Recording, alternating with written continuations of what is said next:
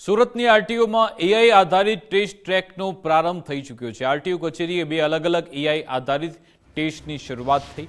હવે માત્ર 10 થી 15 સેકન્ડમાં જ ટેસ્ટનું પરિણામ આવી જશે। વાહન ચાલકોની નાની ભૂલ પણ એઆઈ પકડી પાડશે। માત્ર સેકન્ડોની અંદર જ મોબાઈલ પર પરિણામ પણ મળી જશે। સુરત આરટીઓ કચેરીની અંદર એઆઈ ટ્રેકની લાંબી આતુરતાપૂર્વકની વાહન ચાલકો વાટ જોઈ રહ્યા હતા અને તે આતુરતાનો આજે અંત આવ્યો છે। ત્યારે હાલ આરટીઓ અધિકારી આપણી જોડે મોજૂદ છે, સીધી વાત કરીશું તેમના જોડે। સર, કઈ રીતના આરટીઓ ટ્રેકનો પ્રારંભ કરાયો છે અને તેનો સીધો ફાયદો કઈ રીતે?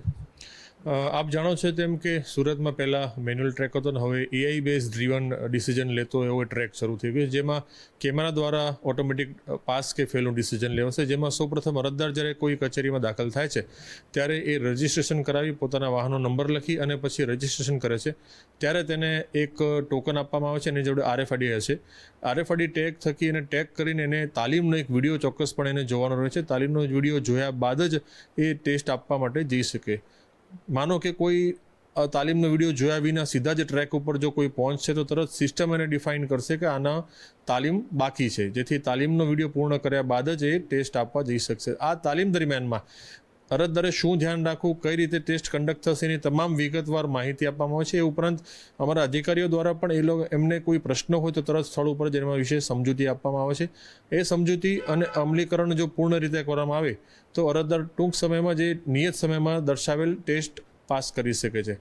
ખાસ કરીને 2 વ્હીલર અને 4 વ્હીલરના બંને ટ્રેક હવે ચાલુ થઈ ચૂક્યા છે, જેમાં 2 વ્હીલરમાં અગાઉ એક જ ટ્રેક હતો, જેને હવે 2 ટ્રેક મતલબ એક સાથે 2 વ્હીકલ 2 2 વ્હીલરની એક્ઝામ લઈ શકાય એવી સુવિધા અત્યારે સુરત આરટીઓ કચેરી ખાતે ઉપલબ્ધ થઈ છે।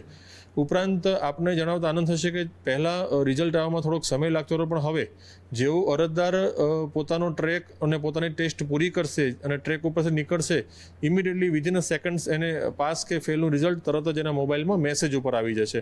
અને ઉપરાંત જે 4 વ્હીલનો જે ટેસ્ટ ટ્રેક છે એમાં અલગ અલગ 4 પ્રકારે સેગમેન્ટ છે। એ ચારેય સેગમેન્ટમાંથી જો કોઈ એક સેગમેન્ટમાં જો કોઈ અરજદાર નપાસ થશે તો ત્યાંથી જે ફેલ તરીકે એને લખાઈને ડિસ્પ્લે ઉપર લખાઈને આવી જશે, એનું નામ અને રિઝલ્ટ પણ સાથે આવી જશે। એટલે આ પ્રકારની પારદર્શિતા સાથેનો ટેસ્ટ ટ્રેક સુરત ખાતે ચાલુ થઈ ચૂક્યો છે। સર, આમાં 2 વ્હીલર અને 4 વ્હીલરની અંદર નાપાસ થવાનો રેશિયો કઈ રીતનો ઓછો છે? હાલના તબક્કે એઆઈ પોતે પણ એક લર્ન કરી રહ્યું છે અને અમારી સિસ્ટમ પણ નવી જ છે, એટલે લોકોને થોડુંક સમજવામાં એકાદ દિવસ લાગશે। પરંતુ અમારો એવો પ્રયાસ છે કે જે સિસ્ટમથી જે વિડીયો છે ને વિડીયોને પૂર્ણ રીતે જે લોકો નિહાળે છે અને એનું અમલીકરણ કરે છે એ ચોક્કસપણે તરત જ પાસ થઈને પોતાનું રિઝલ્ટ મેળવી શકે છે।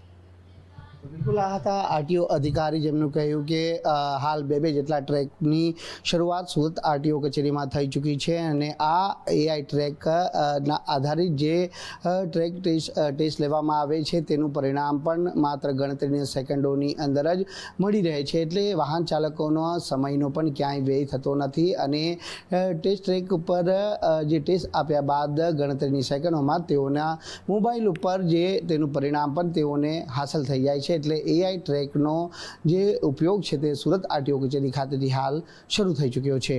કેમેરામેન દેવાંગ રાણા સાથે રાકેશ બ્રહ્મભટ્ટ, ગુજરાત ફર્સ્ટ, સુરત।